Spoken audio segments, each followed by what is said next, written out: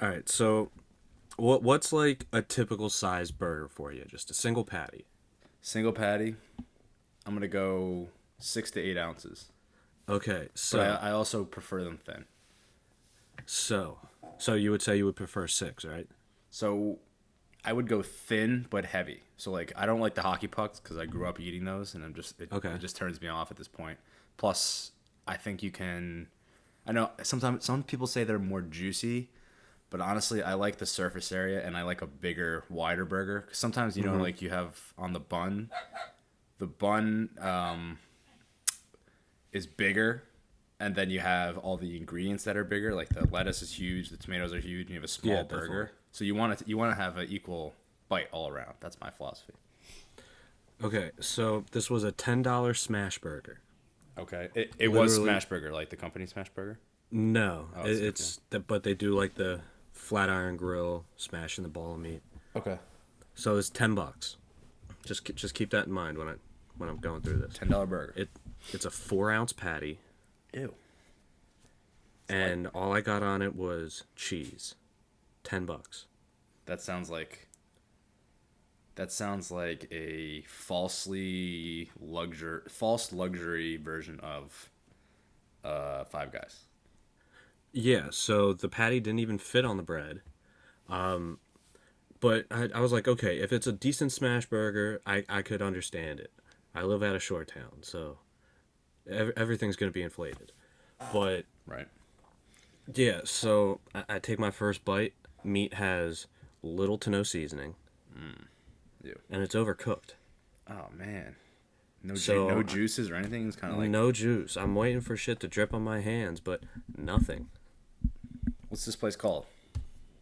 I don't want to do that to him. We blow up, and then they're like, "Oh, fuck that Jimmy guy." But I will tell you this though. So they also own the coffee shop that's just opened up next to him, and a little about the people that opened them up. They're wannabe influencers. This dude was a high school football star, but it got like injured his senior year. Mm-hmm. So he starts dating this girl who wants to be an Instagram model, and then they're like, "I want a coffee shop." So they open up a coffee shop where a regular cup of coffee is $5-6, Oh my god. and then they open up a. It's supposed to be a fast food burger joint, but it's $10 for the cheapest burger. So they own the same. They own the both of them. The same people Yeah. own it. Okay. Yeah. Mm-hmm. Dude, I'm And it's looking just it up two right now. overpriced things right next to each other. Oh, I know exactly which one it is. Let me see.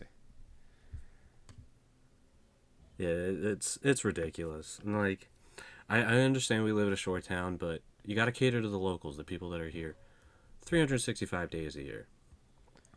Oh, I'm And just the picture of the burger. So I'll tell you what already just looks off to me. The cheese looks really dark. I like, yeah, it was an oddly dark yellow American. yeah, and maybe that's maybe it was a cheddar because sometimes cheddar when you melt cheddar it looks like it's almost like this sauce on Yeah. mac and cheese, like Kraft mac and cheese, not like the Mm-hmm. Velveeta good stuff. If it was cheddar, it was literally the most mild cheddar I've ever had. Huh. Well, here you have it, folks. Shitty burger Yeah, on the beach. that's how I started my second shift. But You don't like that. welcome your beautiful faces back. Episode number 6 of the second shift, where our days just, or no, sorry about that, little faux pas. Your day's just getting over, and ours is just getting started. Today we're Sorry, talking about the second installment in the Lord of the Rings trilogy, The Two Towers. The Two Towers. Yes, yes. I feel like honestly, this movie should just kind of be called The Battle of Helm's Deep. I know. The Two Towers doesn't have a ring to it. And it's Yeah. too close to saying Twin Towers, and every time I catch myself, I'm like, fuck, I don't want to say that. So, I'm not gonna continue with that. it's just too close to that. And they barely Yeah. even talk about the Two Towers. In the movie, there's only about one scene that even references it. Mm-hmm. You know what I mean? Which is fine, because it's not really important to this storyline. It is in the grand scheme of things, but so I will say right off the bat that this one I think um, the pacing on this one is probably the best. I think Well, it really moves the story along so well. It's for such definitely. for a movie in the middle that has to follow behind a 12 Oscar winning original movie. Mm-hmm. It's hard. I mean, it's way more fast paced, which I like. Like I prefer the fast paced. Everybody goes off in their own worlds and own Mm-hmm. storyline kind of vibe. Whereas the first one's, it's setting up things, it's giving you backstory, it's putting people where they're supposed to be, it's telling you the lore, it kind of setting the rules, and this one kind of, can explore things a lot more. Definitely. And I feel like it kind of goes back to what we were talking about last week, how like the succession of a trilogy where it's a person or a group of people battling a monster. Like the first movie, The Fellowship of the Ring, they battled their small guy. They battled the little, or well, he wasn't little, but the demon dude in the Mines of Moira. Mm-hmm. And yeah, that was kind of like their first way of showing how the team works, how what each person can do, what they can contribute. Mm-hmm. Then this one, that's when they had like their first real big battle where they're still kind of facing a little bit of adversity. So it's like they really got to see themselves in that kind of almost negative light and how they bounce back from it. Yeah, yeah, and You know, it's all definitely good about it's all progression. about facing adversity and essentially kind of staying true to your quest in a way. Like, Mm-hmm. well, the first movie, everybody kind of supports Frodo and what he has to do, but in Yeah. this one, they go off into their own tangents and realize that they individually have a bigger role to play in the grand story. And Mm-hmm. so, if I were to rank the storylines from just interest, I would absolutely go the Battle of Helm's Deep, and that everybody that's involved with that over everything. I'm not the biggest fan of the trees per se. The Ents. The Ents, yeah. I mean, I like when they destroy everything that's Saruman was building, Yeah. which is pretty cool. They open the floodgates, and then the storyline with Frodo and Gollum is it's cool, and it's kind of it shows a lot more of character development. That Frodo is very forgiving and Mm-hmm. almost too trusting to a fault. Um, but yeah, I think that the real moneymaker for this movie is the Battle of Helm's Deep. It really Oh, is. 100%. I mean, that's considered quite possibly one of the greatest battle scenes in cinema history. Yeah, I So mean, I compare it completely to. understand why. I like to compare it to Battle of the Bastards. So I agree with that on the level of just overall greatness, but I Hmm. was thinking of the siege of or the Battle of the Blackwater. Hmm. I was getting heavy Blackwater vibes. Yep. Oh yeah, from the standpoint of they are holding their ground on a castle or Yep. up above them, and then the other people. It's not a down on the ground battle. It's Mm-hmm. one part of this. One side is trying to breach the gates. So yeah, I see what you're saying. Well, it also kind of had the same like battle progression as like Blackwater too. Hmm. Kind of like, okay, the good guys are winning for a bit. They struck a huge blow on them. Hmm. Then all of a sudden they're like, oh shit, we are actually outnumbered, and it gets to the point where we're gonna die. Yeah. But then by just some miraculous effort, there's an outside force that comes in and saves the day. Yeah, and you even have the women and children hiding Yep. inside the castle. Yeah, I agree. I'd agree. It's like George R. R. Martin definitely took that battle from Helm's Deep. Yeah. Like there's no doubt about it. Yeah, and I think one of the most badass parts of that entire battle was the beginning, where the orcs are doing their battle cries and Oh yeah, they're hitting the ground with their spears. I it's thought almost that like a was haka. yeah, it was badass, very intimidating. But I think one of the overarching theme for Aragon or Aragorn during this entire sequence is you really see how much of a leader he is. Before he's kind of the lone rider, the black rider, Mm-hmm. and now you're realizing like, okay, this guy really can be a leader, and he could take the role of who's the king? Theoden. Theoden. Yeah.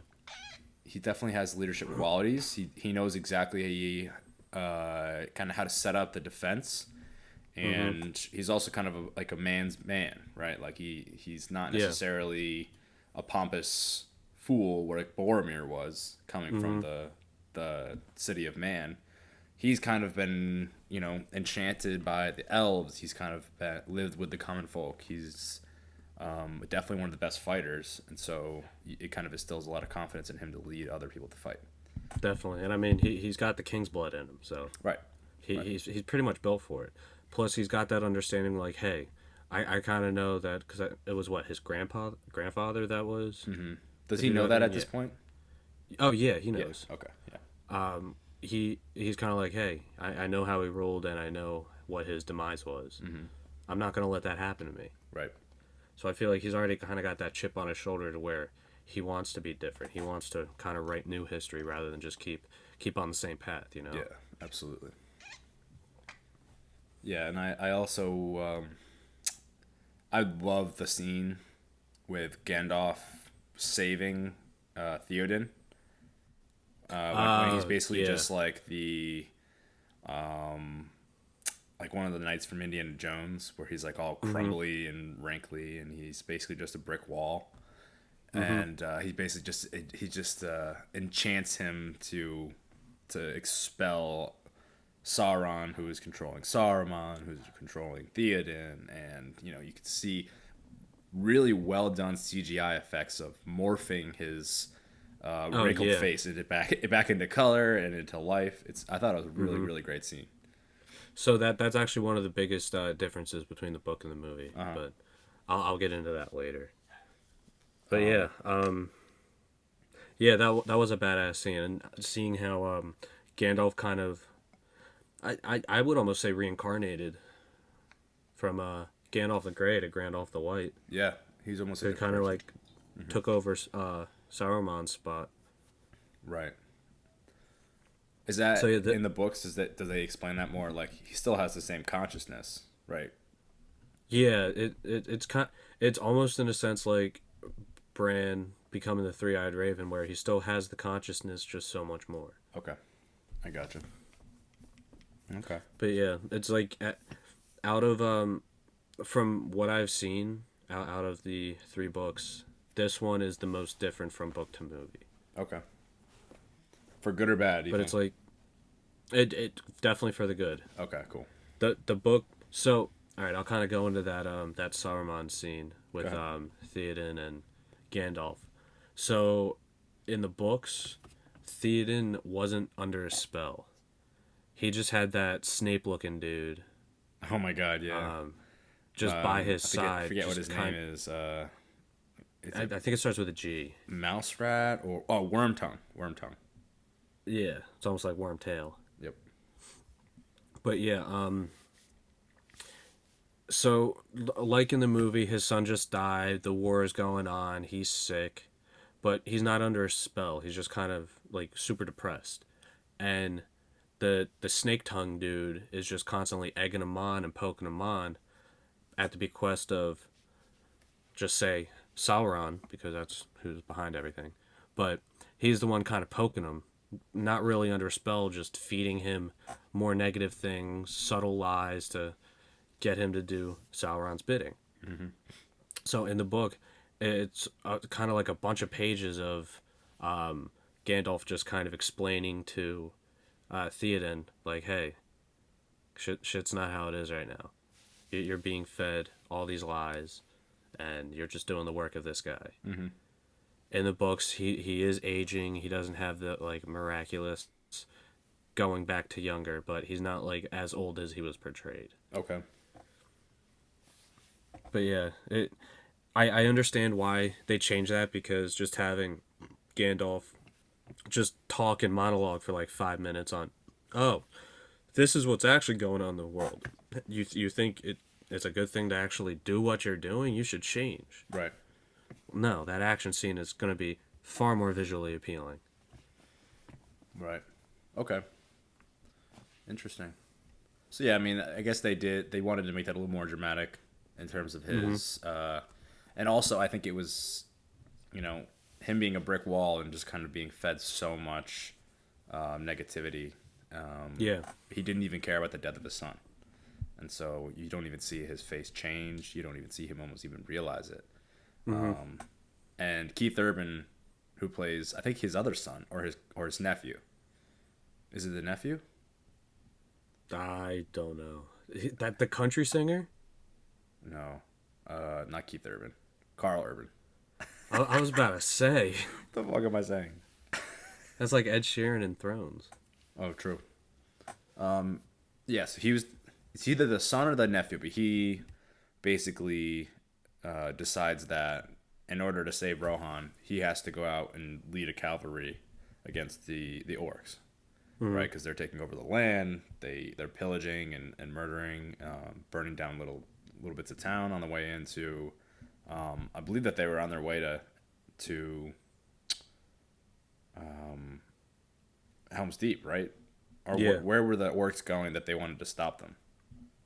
Was it essentially that Well, Helm's Deep was on the way?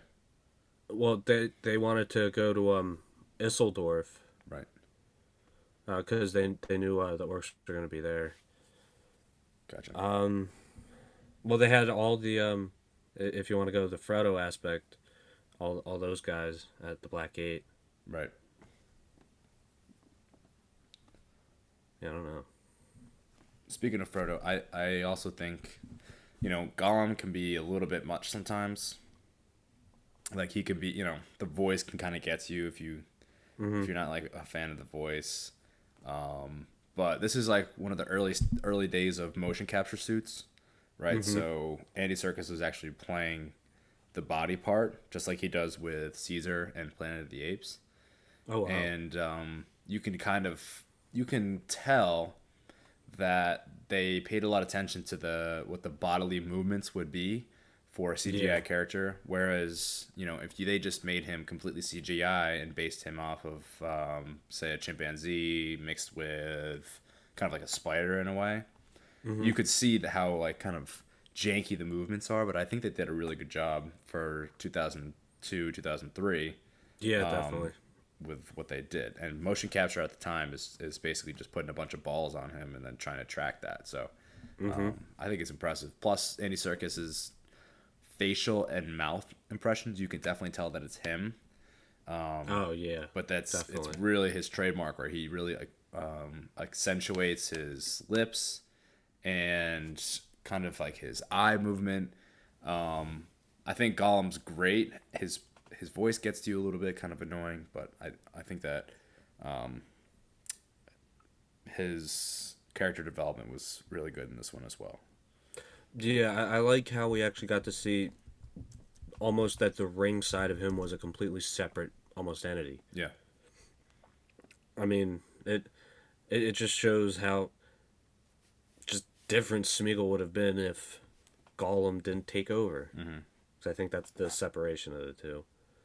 yeah, and I think his addiction to the ring is almost like an allegory to a drug addiction, where you have a kind of two personalities, one that can kind of cope with real life, and then once you get a small taste of what you had been previously or currently addicted to, you can fall right back into that kind of dream state or altered self.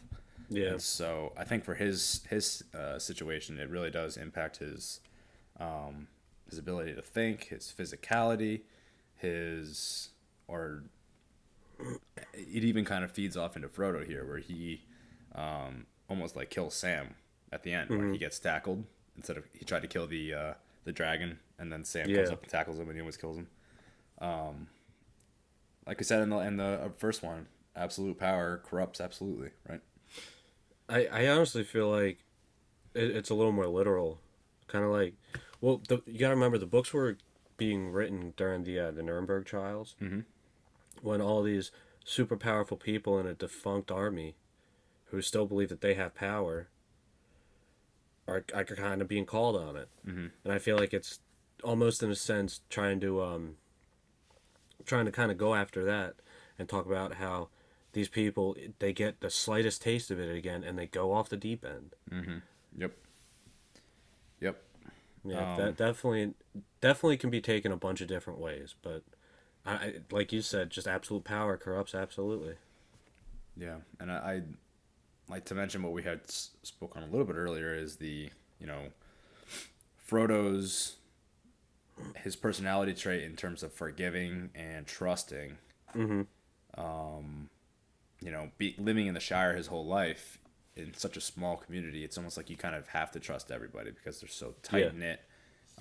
You everybody grows everyone knows everyone. something, so like you trust that everybody has enough to feed themselves, that they wouldn't commit a crime. It Mm-hmm. just, you know, it's kind of different than what Sam has, which is kind of a little bit more of a skeptical look on the world.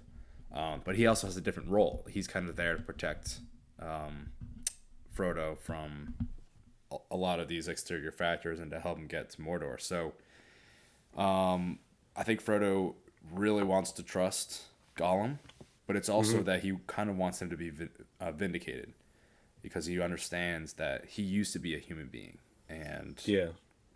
there must be that human being somewhere deep down that would appeal to their humanity, for lack of a better term, and kind of help Mm-hmm. them out. So I think it's almost to a fault that he has that, but at the end of the day, he was right. Gollum never really tried to kill them. He never really tried to Yeah. do anything. He was just kind of being sneaky. I feel like that kind of has to do with their upbringing, though. Like Yeah.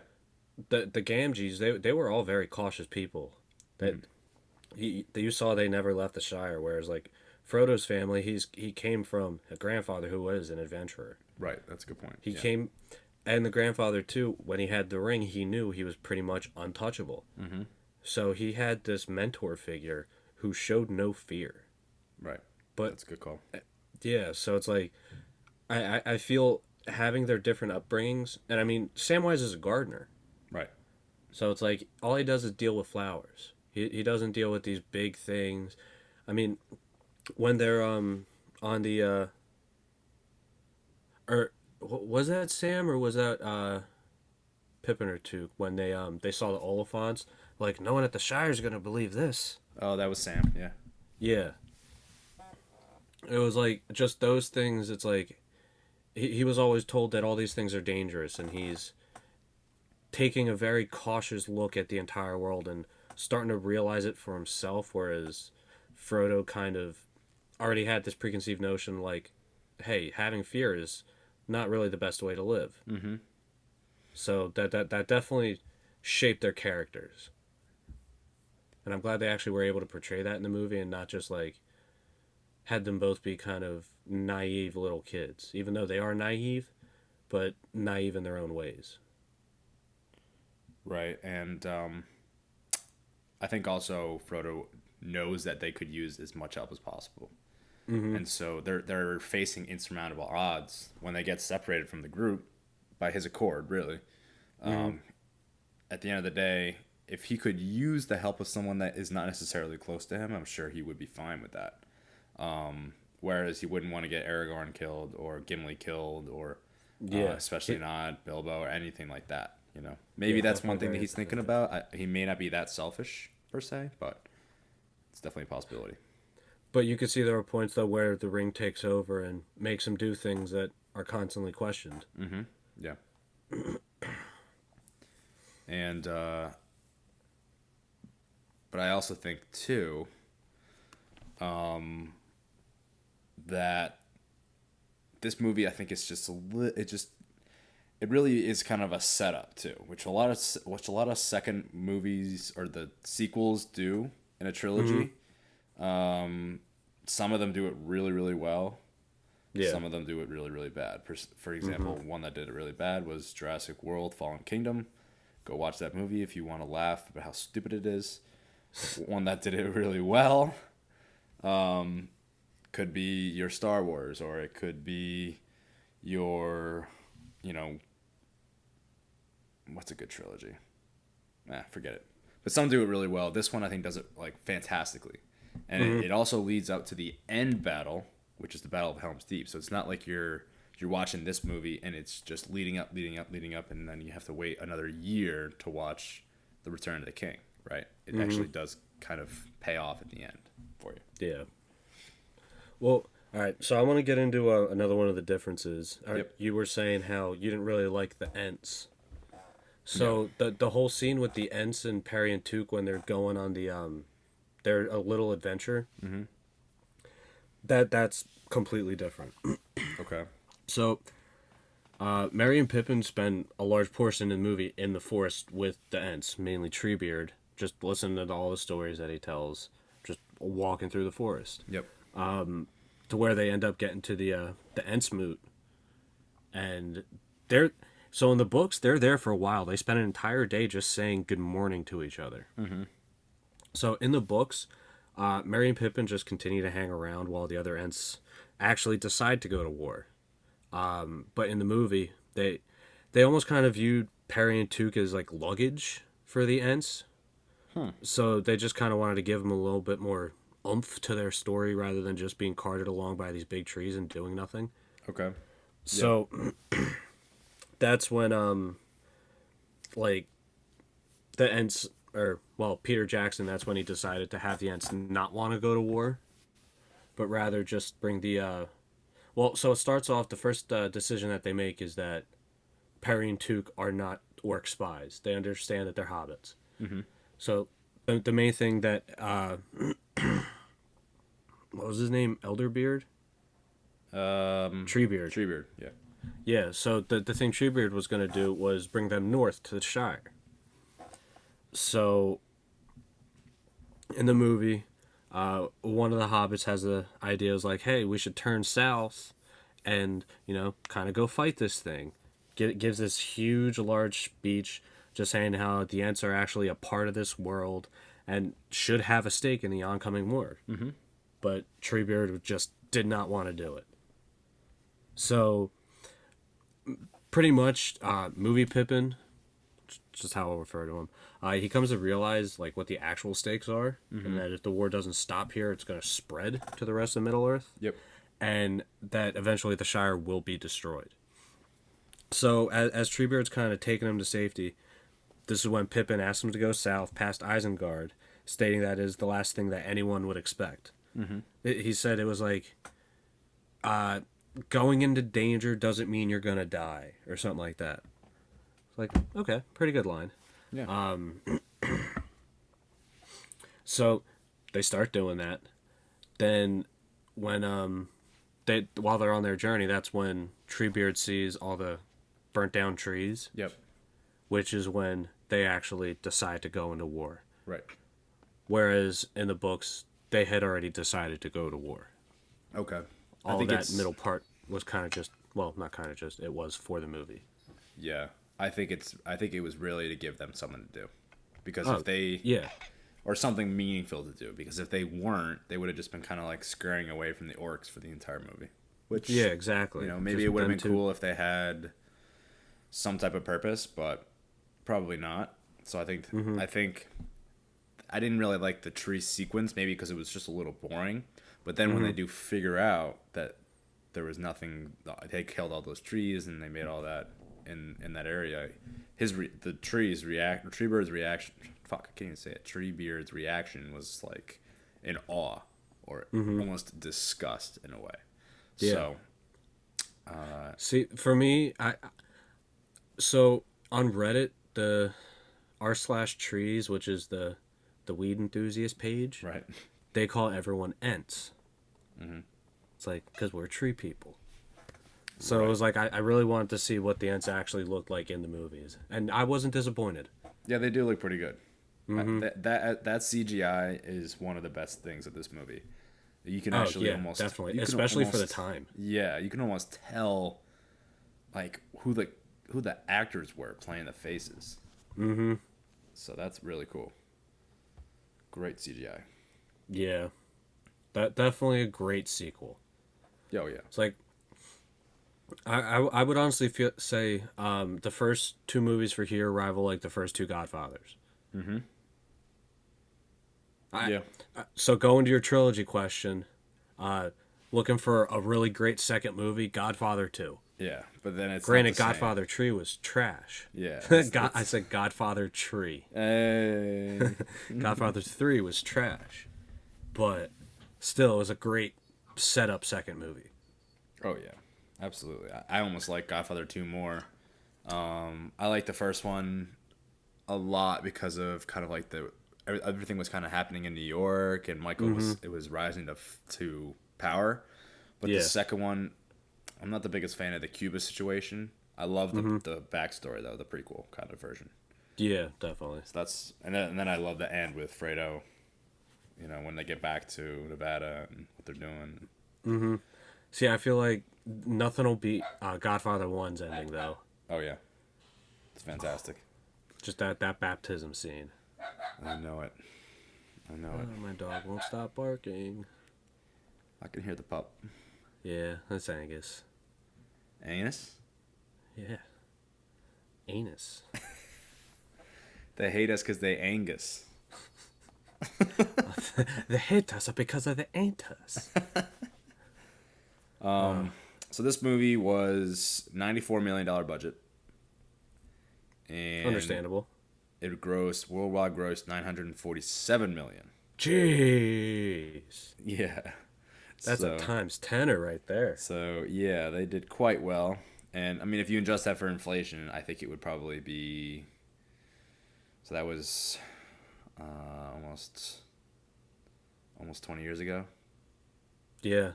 So I don't know. I bet you it would be probably 1.5 billion. I'd say easily doubled that because I mean, movie tickets back then were what, like $7? Yeah, I think so. 7 or 8 bucks. I mean, That sounds right. you're not seeing a movie now for less than 15. Yeah. Yep. There was also some, I also think like the whole Helm's Deep sequence is so impressive in terms of from a director standpoint. I don't even know where to begin or where to start. From all the people that you have to write that with. First of all, Oh yeah. write the script based off of the book. Keep some things, exclude other things, add dialogue here, remove it there. And then you need to hire all these extras, all the set designers, all the CGI people. But just consider the extras. How many orcs they had, and the fact that all the orcs were like 6 feet tall and high and taller. You know, you can't really fake that with how they were trying to fight with them and how big they were compared to the rest of them. Yep. And I can't even believe it. Like how do you pay all those extras? What does it look like? How much time does it take? How many takes does it take to film it? I mean, it's fantastic. I honestly feel like a lot of those extras probably did it for free. Yeah, just to say they were in it. I mean, yeah. I mean, how many people were Lord of the Rings fans before this came out? Probably, It's like, probably a good amount just from reading the book. yeah. But then, I mean, people who saw the first movie too. right? But you got to think like they dropped them so back to back. True. Yeah, they did film them sequentially. So if you think about it, the first one came out. Let me double check. December 19th, 2001. Yeah. And then 2 came out in December 18th, 2002. So Wow. I don't think that there was a lot of overlap, and I really think that they kind of, I don't know for sure, but of course they had reshoots, but I want to say that they shot them pretty back to back. I'm pretty sure they did. Yeah. Because you have to not only make sure that nobody ages. I mean, everybody in the movie was at least past puberty, so you're not gonna get like one week Pippin is like a little boy, and then 2 days later he's a full-grown man. You know. Yeah. Which is always tough for continuity. It's like I feel like that's what Harry Potter could have been if they didn't get them filmed pretty consistently. Yeah, absolutely. Yeah, it's hard to do. But yeah, that's tough because sometimes people are real sticklers for how old people should be, and sometimes it's not really. It doesn't really matter that much. Like some like I know that the Percy Jackson ones, like he was supposed to be like in his early teens, and I think they were like 20 years old playing him. Okay. I love those movies. Actually, I prefer the books way more. They're fucking great books. Haven't gotten into them. It's all about Greek. But I mean, if you want a good book recommendation, King Killer Chronicles. I just got done the first book. Oh yeah. Phenomenal. Is it? Did they make a movie based off of that at all, or? No, but they're in the works of making a show for it. Okay. It's another one of those that has such like intense music. Mm-hmm. So That's another thing about this movie, how great the music is. yeah, The orc theme. Dun, dun, Yeah. dun, dun. they just have such legendary scores. It's amazing. Yeah. I think it's Howard Shore. Pretty sure that's the guy who did it. He's done a couple other pretty good ones. Okay. I'm a big fan of soundtracks, just from being a fan of like John Williams and Hans Zimmer. Yeah. So I'll just get like 30 seconds in about this. The King Killer Chronicles. So it actually follows a guy who's a lute player, and he's a very good lute player as it is. When they first started doing talks about the show, Lin-Manuel Miranda was doing all the songwriting. And I mean, he just came out saying that he's not a part of it anymore because just the timing didn't work out. But this show is, I'd say probably a good 20% music based. So it's definitely an interesting kind of balance between the two. And if they actually did make a show with the King Killer Chronicles, the soundtrack would be fantastic. Really Oh yeah. interesting. I wonder if they'll adapt it. I feel like it would be a very easy one of the. So it is a fantasy series, but I feel like it's definitely one of the easier ones to adapt because the magic is more science based rather than like actual like magic wands, dragons, shit like that. Okay. I mean there are dragons, but it's a very biologically sound version of them. Gotcha. Yeah. Interesting. Okay. Let's see what other differences we have. I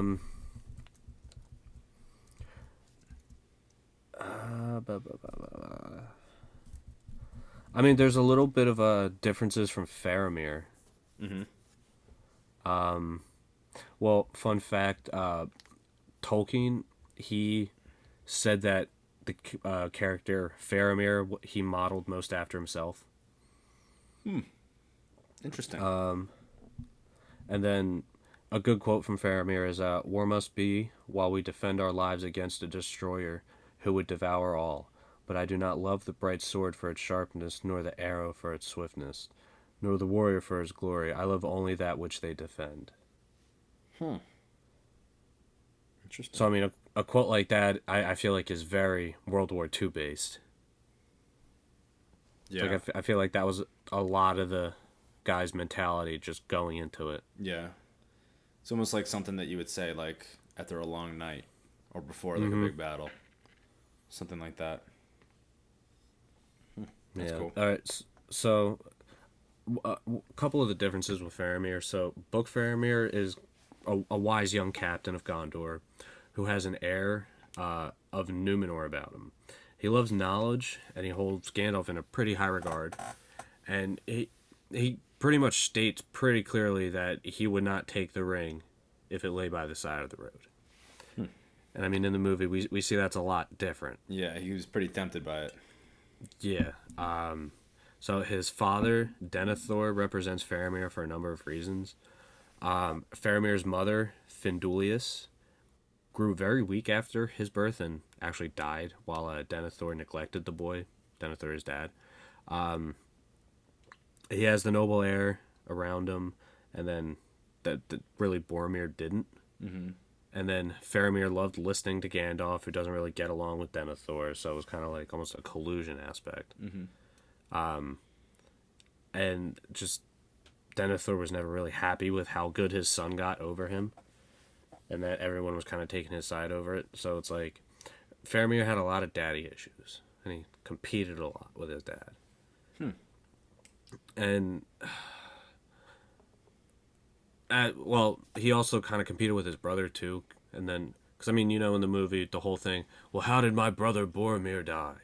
And they were like, we don't know. And then it was until Sam actually told him, the ring turned him mad. Mm-hmm. It was like it was almost like he didn't want to believe it, and he had that like almost dark and brooding, just overall aura around him. Where in the book he really wasn't like that. He was a lot more even keeled. I wonder why they did that. Maybe just to show like another tempted person,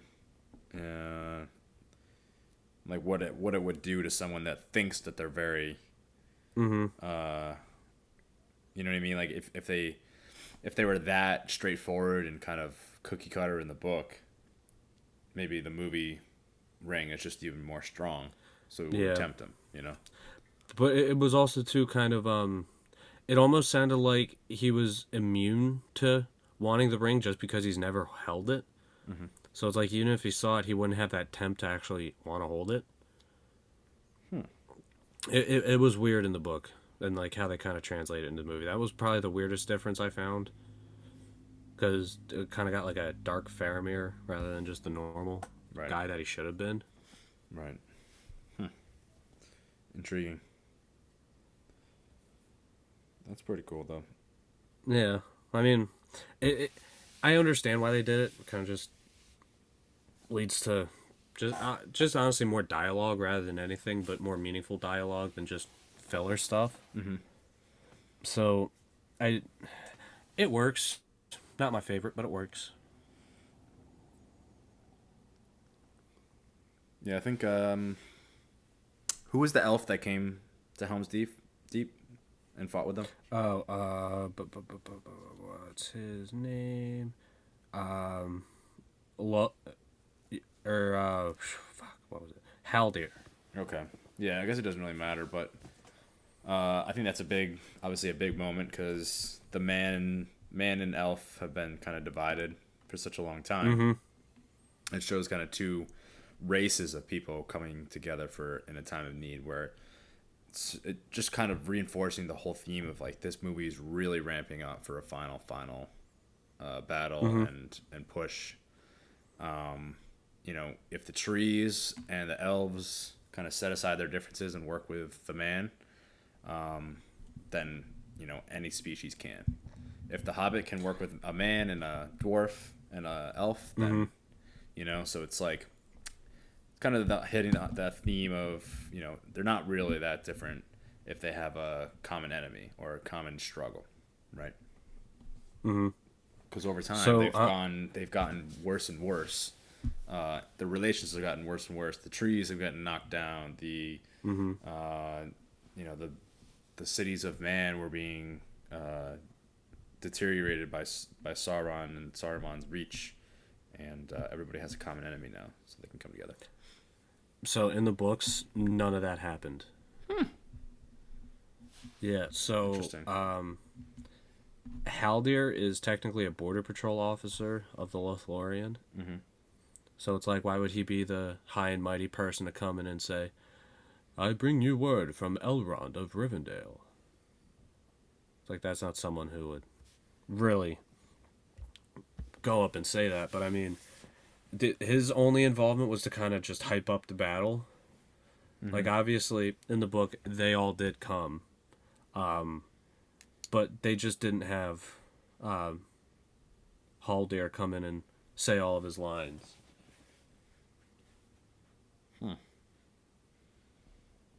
I guess he didn't. He came in and he was like, we're putting aside our differences and we're going to fight with you. Right? I guess that was all he really needed to say at that point. But, well, he do said... you think that they had more forces than that they could have sent? I think that was probably it. Really? Also, a quote that I think could have been changed. He said, an alliance once existed between elves and men. we come to honor that allegiance. Yeah. It's like, well, why would you come to honor it now? Has it not always been honored? Right. It's like, we come in honor of the allegiance. That would work. At least make it a little more meaningful. Yeah. But I feel like it was just a filler. Yeah. Something cool. Something cool Yeah. to say. The honor of our former allegiance. Just to hype it up. And I mean, he ends up dying anyway, so Yeah, he ends up shows you getting, how important he actually was. fucked. Yeah, an immortal creature gets killed. Yeah, yeah. Well, I guess they're immortal by if they can live forever without being Natural causes. right. So like if they were just to like, eat a healthy diet and live amongst the trees for the rest of their lives, they would never die. But if they were stabbed through the heart, they would die. Right. Well, from how I gathered, it looked like he got an axe to the back of the head. Yeah. Yeah. So I don't think you're really coming back from that one. Yeah. I'm gonna say no. Also, the battle with this is another kind of scene that reminded me of the Battle of the Bastards. So when Carl Urban's character, hold on, I'll figure out his name, is leading his cavalry down, and then Aragorn kind of realizes that they're the horses of man. He steps out and yells to them, and then they come back and circle around him and create this kind of encompassing maneuver, right? That kind of like surrounds them, and then they point their spears at them. What the hell's his name? I'm trying to figure out his name. Whose name? Sorry. Played by Carl Urban.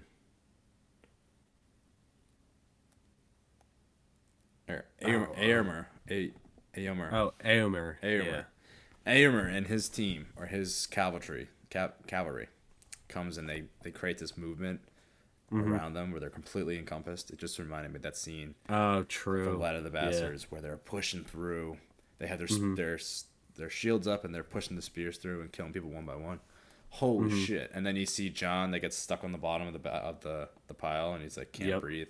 One of the most claustrophobic and anxiety-inducing scenes you'll ever see, by far. All right. There is actually one more difference that it's I guess big in the grand scheme of things, but not really that big because it ends up happening anyways. The ending's different. Okay. So in the book, so I haven't seen the third movie, but I'm assuming the third movie is going to start off with Frodo getting taken by that big spider creature. I forget, but you'll see. Yeah, well, we'll see the next time we do it. But so at the end of the second book, he actually gets taken by the giant spider creature thing, and like the last line of the book, I'm pretty sure is Frodo is alive but taken by the enemy.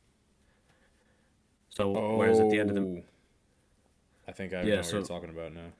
Whereas at the end of the second movie, him and Sam are nice and happy and jovial.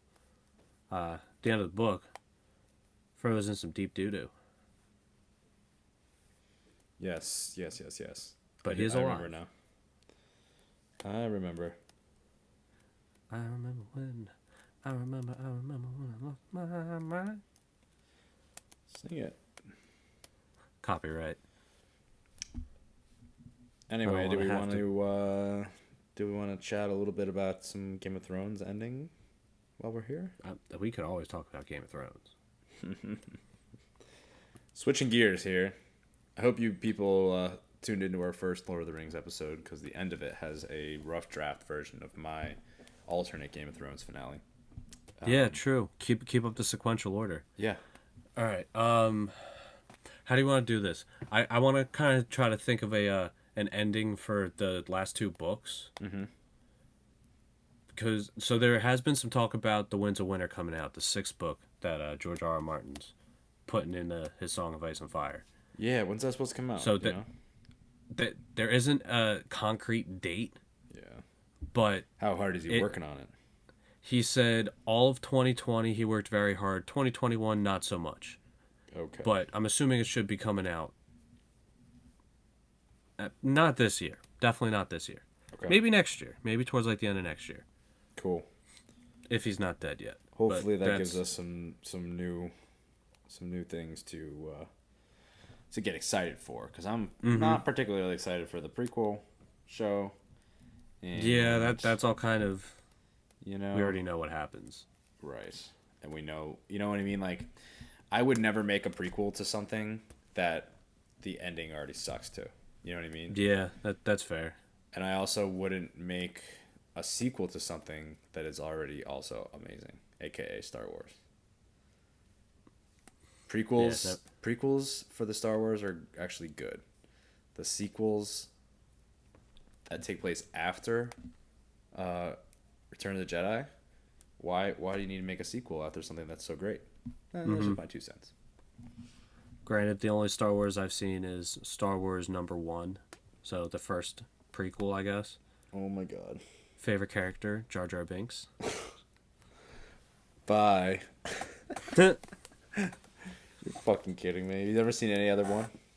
I saw the first one they released, and I don't know. I found the plot kind of hard to follow. Well, granted, I kind of thought there was no plot. Well, now that you're in the fantasy kind of worlds and you're interested in all this kind of lore, I think it would be worth it. Now that you're... Yeah, maybe. Maybe I'll try to give it another shot. Well, maybe we'll do it at some point here. Yeah. Go through the first movie. Yeah. Well, here, before we get into Game of Thrones talk, let's kind of do our little categories for Two Towers. Okay. Who was your favorite character in this movie? I think Aragorn. Okay. He shows his true colors. He's presenting himself as a king figure. He's a leader. He does some badass. Yeah, that girl has the emotional intelligence of like a jackrabbit, because she literally she falls in love with him 30 seconds into meeting him. Yeah. So I would have gonna go him. Okay. How about you? I was gonna go Gimli. Gimli. I feel like this movie, Gimli's kind of comedic relief had a good break, because overall this was a pretty heavy film. Yeah. It's like if there wasn't those little Gimli wisecracks, it would have been a lot darker of a movie. But Gimli, like, so when Aragorn and Gimli are on the bridge, or went out that little side door about to jump on the bridge, Yep. Gimli's like, "You have to toss me. I can't make it. I can't jump that far. You have to toss me. Yeah. Just don't tell the elf." Yeah. That's a great scene. Like, those little scenes to where pretty much you think these people are going to go to almost certain death. It's like, dwarf tossing. Oh, okay. Or then when him and Legolas are on the top, and Gimli's like, "I already got 2." And then Legolas was, "I got 19. Yeah. And then you just hear Gimli counting the entire time. 17, 18, 19, up 20 and 21, 22. Yeah. Yeah, that's a really good. That's honestly, you're right. It's much needed in this type of movie. Like, Yeah. when they they find and they think that Pippin and Merry are dead. Like, that's a heavy scene, and he does add a little bit of relief there, but they were pretty distraught about that. Yeah. That being said, who's the best actor? You know, I gotta give it to Smeagol on this one. Mm-hmm. Because I feel like it like I was saying, it really portrayed just kind of like the split personality that he has between Smeagol and Gollum, and how much of the outside forces really affect on what's coming out. So it was like when they were all traveling, everyone was trusting each other pretty well. Well, granted, Samwise wasn't, but Frodo and Smeagol were good, and you get that scene where Smeagol's like, "Be gone, I don't want you anymore." Whatever he says. And Gollum just kind of leaves. My process. That there's good progress. And then something happens to where the trust is kind of broken a bit, and you see Gollum slowly make his way back in. I felt like that, especially with the whole motion capture thing, the dude doing all the motions that Smeagol's doing, the faces, the voice at the same time. Yeah, I would give it to Smeagol for this one. Yeah, that's great. Because he actually had a bigger part rather than just being a little annoyance. Yep, I'm in for that, and I think a close second would probably be King Theoden. You know, just to show his range as an actor for being that fucking brick wall of a human being to a big leader, and you know, having to deal with his son's death when he kind of breaks down and cries in front of his grave, and then he gets stabbed. You know, it's a whole kind of a roller coaster of emotions for him. So I'm gonna go that guy. I could see that. To be honest, I was kind of getting some good old Bobby Baratheon vibes from him. Mm-hmm. Oh yeah, like he was very close Bobby B. to being him. Go get the breastplate stretcher. We're going to hunt Razorback. I'm sure we can both agree that the best battle in the movie was Helm's Deep. By far.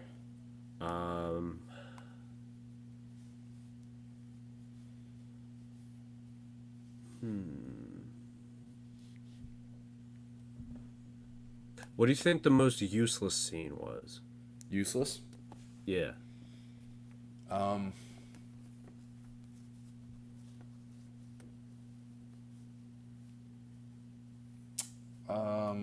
Probably. Oh, fuck.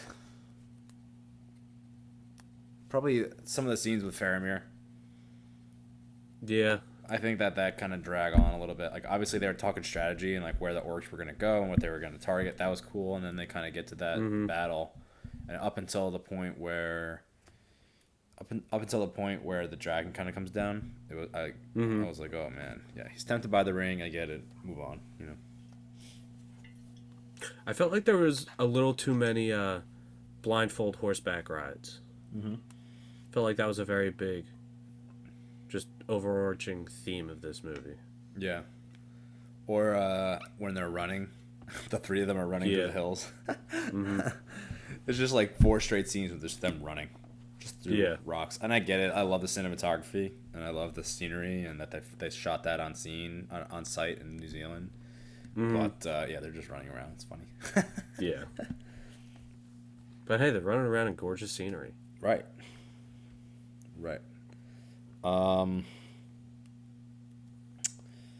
Let's see. Best monster. All right. When the Black Gate opens, I like those two like grizzly bear looking motherfuckers. I was going to say the same thing. I was thinking of those guys. I hope we see them fight. I'm trying to remember. Maybe we do. I'll think about that. Because I feel like they could cause some damage. Almost like in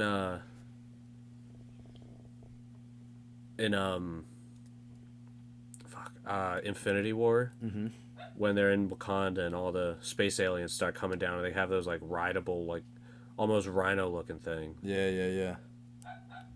Yep. And those are in the. I feel like those could be pretty badass. Those are in the final battle too, at the Avengers compound, right? Like the the gorilla looking guys. Yeah. Let's see. I think that kind of does it. I did think I had best heroic gesture. Probably the scene where Aragorn and Gimli jump off onto the. Yeah. You know what I mean? And onto go the to take bridge. on the bridge. Yeah, I think that's pretty great. That was like an ultimate moment for them. Kind of saved like pretty much everybody. You know? Yeah. Send the women and children out the back. Is there a way out? Yes. Do it. And honestly, I would say Theoden actually saying, yes, let's ride out into the face of glory. That's very kind of fitting for right now and what's going on with the world climate. Yeah. Leaders actually taking charge rather than just sitting idly and getting locked away in some other country. Yeah. Yeah. Oh yeah, that was a good scene where they wrote the write down. Mm-hmm. Yep. Cool. All right. Game of Thrones. So I'm going to take it from more of a book standpoint. Mm-hmm. So in the books, I remember talking about young Griff. I want him to be the Targaryen that makes it. So you, Granted, so you want Daenerys to die and him to kind of step up? well, not really so much that. So there's the conspiracy that he is a Targaryen, and then there's a conspiracy that he is not a Targaryen. But he could also be a Blackfire, which are like an off or a Targaryen offshoot that were the ones that started the Golden Company. Yeah, so there's a lot of different things, but I'm banking on that he's actually Aegon Targaryen, and that I could see a compromise happening where him and Daenerys get married and they become dragon riders again. Okay. Yeah. So that's at least coming from the Targaryen standpoint. Um, I don't know. I feel like Jon and the Night King should have some big epic battle. Well, granted, in the books, the Battle of the Bastards hasn't even happened yet. Um, fucking. So the book was actually George R. R. Martin has said, yeah. So me starting the next book, it's starting off with the Battle of the North and the Battle in the South. Okay. So the Battle in the North is obviously the Battle of the Bastards, which needs to happen, and then the one in the South I think is when the Crown starts taking over like the Vale and shit, or not the Vale, High Garden. I think that's what he means by the South, or maybe Interesting. just over in Essos. I mean, this is when Daenerys is still taking over shit. Right. Yeah, I think I don't know. I kind of I would like for um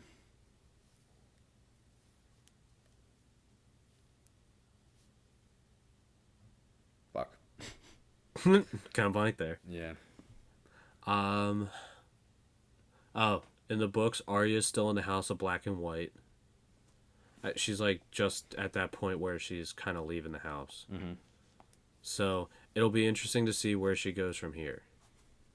Okay, so you're talking all right now. This is all just like what you think would happen in the book. Yeah, what'll happen in like the next upcoming books. Okay. I feel like Arya's definitely gonna go kill the Freys.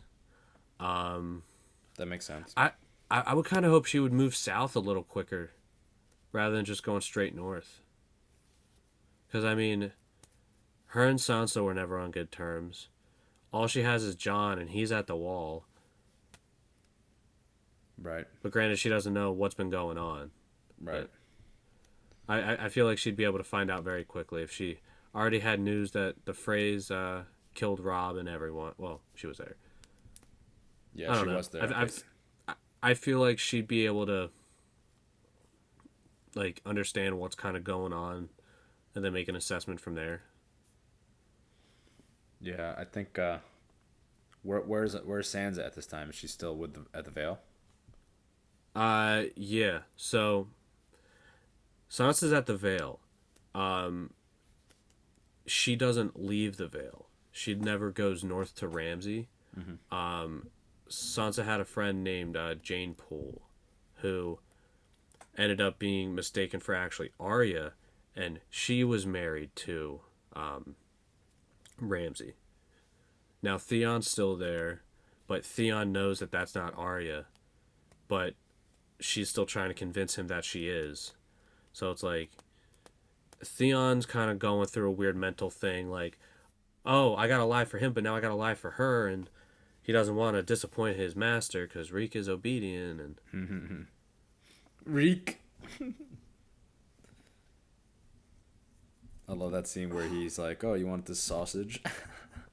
you know, So his sister, Alfie Allen, is Lily Allen, the singer. And did you hear that they were trying to get her to play Osha? Really? Yeah.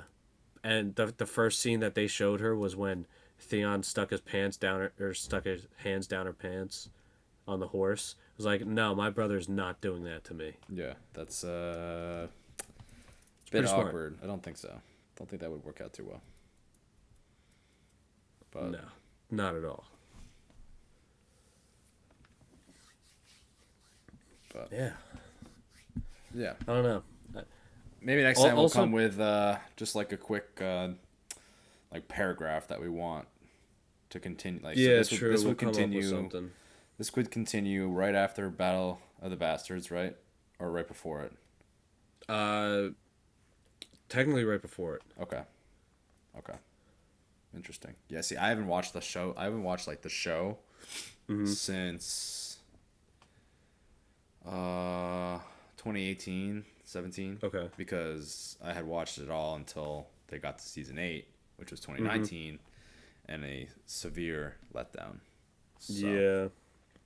Major cock tease. yeah, so I'll have to remind myself on what everything is, but Mm-hmm.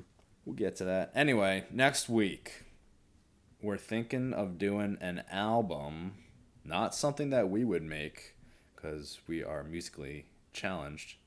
Just kidding. Jimmy plays the old ukulele and I play the saxophone. So, Well, I also play the flute. oh, that's I did the true. drums, guitar. I play bass guitar in a music video, trumpet. Play bass guitar in a music video. Yeah, I'm fucking famous, bud. Holy shit!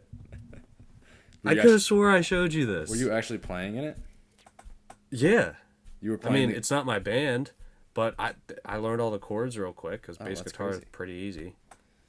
Damn, that's pretty cool. Mm-hmm. Yeah, it was very interesting. So, fun little story. I was in that music video. Let's say it was a Sunday, and then the Friday of that like next week, I was on a movie set. No shit. So it was like over the span of 1 week, I felt like I was like almost an A-list celebrity. Going from a music video shoot to a movie set. What was the movie? So the original title was called A Hell of a Storm. I forget what it's called now, but it's supposed to be or take place in Atlantic City after Hurricane Sandy. This guy's like opening up a restaurant or some shit. And they came on our island and they're like, hey, well, to my buddy, they're like, hey, we like your house. Can we film a movie in it? No shit. So, yeah, for a solid week, they just had a big ass movie studio in their house. That's pretty sick. Funny part is they had a sex scene in his bed. No way. Yep. Actually, his bed. Yeah, actually his bed. So they let them like use the entire house and all the furniture and everything. Yep. Holy shit. Let me get a cast list. That's pretty sick. They shot this movie called The Place Beyond the Pines at my high school. I don't know if you've ever seen it, but No. I was like 2 feet away from Eva Mendes, and I talked to Dane DeHaan. You know Dane DeHaan? I've heard the name. Yeah, it's pretty cool. Well, do you remember when we were on FaceTime with Giselle? What? Do you remember that? When was that? Super Bowl freshman year. Giselle.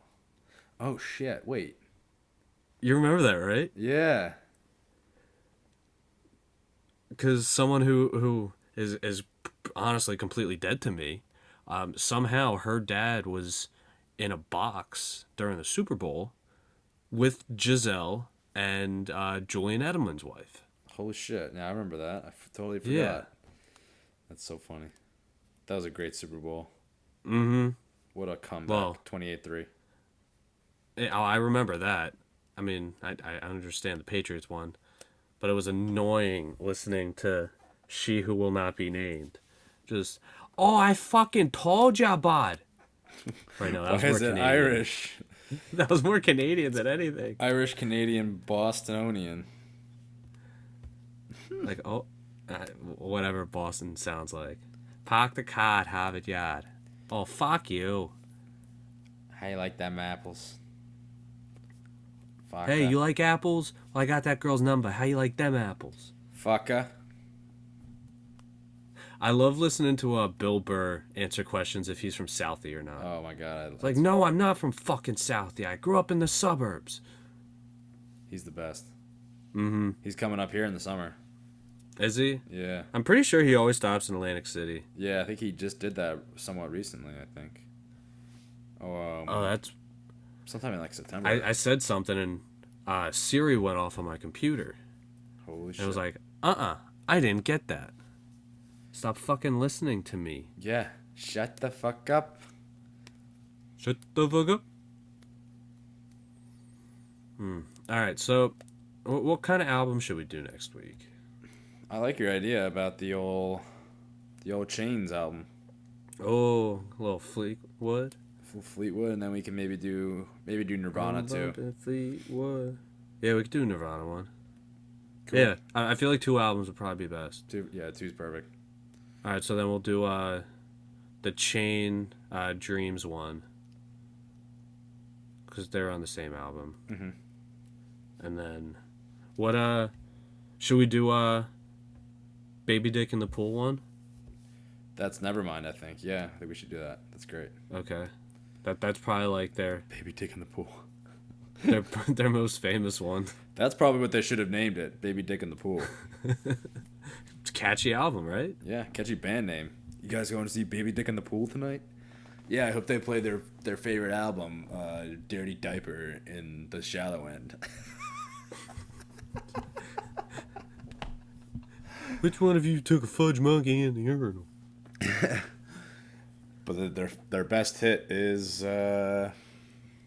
City Sludge Baby Banker.